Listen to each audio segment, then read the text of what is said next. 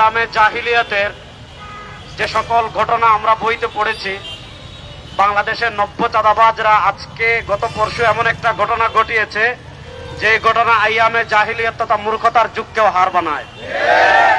বাংলাদেশের 2024-এর জুলাই আগস্টের গণবিপ্লবের পর আমরা একটা দলকে দেখেছি, তারা বাংলাদেশের রাষ্ট্র ক্ষমতায় যাওয়ার জন্য উঠে পড়ে লেগেছেন। বাংলাদেশের রাষ্ট্র ক্ষমতায় গিয়ে আপনারা আমাদেরকে কোন মধু দিবেন গত 9 মাসে বাংলাদেশের মানুষ সেটা দেখে ফেলেছে। আমরা দেখেছি বগুড়ায় মেয়েকে বিয়ে দিতে রাজি না হওয়ার কারণে বাপকে আপনারা পিটিয়ে হত্যা করেছেন। আমরা দেখেছি ভোলা স্ত্রীকে বেঁধে স্বামীর সামনে ধর্ষণ করেছেন।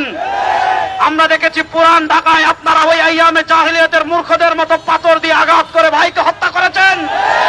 ওই চাঁদাবাদ, দুর্নীতিবাদ, টেন্ডারবাদ, ধর্ষকদের জায়গা বাংলাদেশে আর আমরা দেখতে চাই না।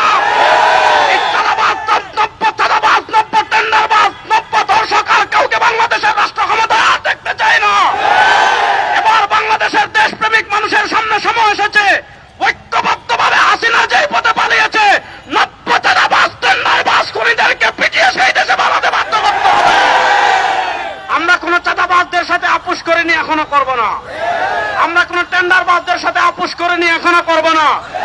পীর সাহেব চরমনাই আমাদেরকে স্পষ্ট বার্তা দিয়েছেন, পীর সাহেব চরমনাই আমাদেরকে স্পষ্ট মেসেজ দিয়েছেন, পীর সাহেব চরমনাই জাতিকে স্পষ্ট বার্তা দিয়েছেন, ইসলামকে রাষ্ট্র ক্ষমতায় নেওয়া ছাড়া আর কোন তন্ত্রমন্ত্র দ্বারা বাংলাদেশের পরিবর্তন করা সম্ভব না।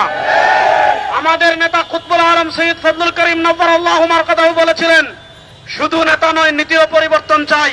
বাংলাদেশের নেতার পরিবর্তন অনেকবার হয়েছে, বাংলাদেশে চেয়ারের পরিবর্তন অনেকবার হয়েছে, ক্ষমতার পরিবর্তন অনেকবার হয়েছে। একদল চাঁদাবাজকে তাড়াই, তার চেয়ে বড় চাঁদাবাজ সামনে চলে আসে। একদল খুনিকে তাড়াই, তার থেকে আরো বড় খুনি সামনে চলে আসে। এজন্য আপনারা যুবকদেরকে আমি বলবো, আপনারা প্রস্তুতি নেন।